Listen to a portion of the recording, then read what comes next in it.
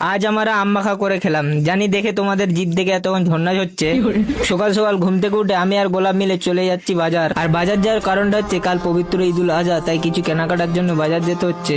আর গোলাপ বলছে এই ঘরটা নাকি ফ্রি খাওয়ান দাওয়ান হচ্ছে, চ দুজনে গিয়ে সেরে দিই। কিন্তু ফ্রিতে খেলে আমার আবার পেটে ব্যথা করে। আরে আর যেই কাজের জন্য বাজার আসা সেই কাজটাই হলো না, তাই একটা দোকান থেকে হালকা করে একটা চা নিলাম। হাট শালা, কাজটাই হলো না।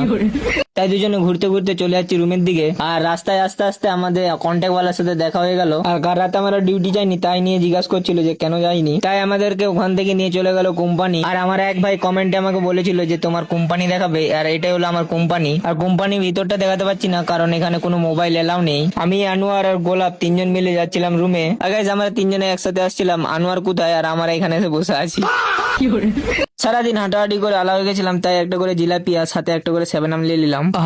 কি আরাম। আর গাইস, আমাদের রুমে কেউ জানে না আমরা দুজন কাজে গিয়েছিলাম বলে, তাই হঠাৎ করে গিয়ে ওদেরকে একবারে চমকে দেবো। আর কোম্পানি থেকে আসার পথে আমরা একটা আম কুড়িয়েছিলাম, সেটাই মাখা করে খাবো ভাবলাম, তাই হালকা করে নুন লঙ্কা দিয়ে নাড়াচাড়া করে নিলাম। আর এটা দেখার পর তোমাদের জিভের পানি ঝরঝর করে পড়ছে, আমি বুঝতে পারছি। আর বিশেষ করে মেয়েদের। আর দেখছি রুমের সবাই দাড়ি সেভ করছে, তাই আমি বসে বললাম যদি আমার দাড়ি নেই।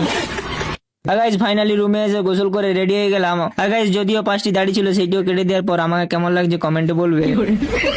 তো গাইস, সবাইকে অগ্রিম ঈদ মোবারক। জানি আজকের ভিডিওতে অতটা মজা দিতে পারিনি, তোমরা ফলো করে রাখো। আমি তোমাদেরকে ভরপুর হাসানোর চেষ্টা করবো ইনশাআল্লাহ। আজকের ভিডিও এই পর্যন্ত। আল্লাহ হাফেজ।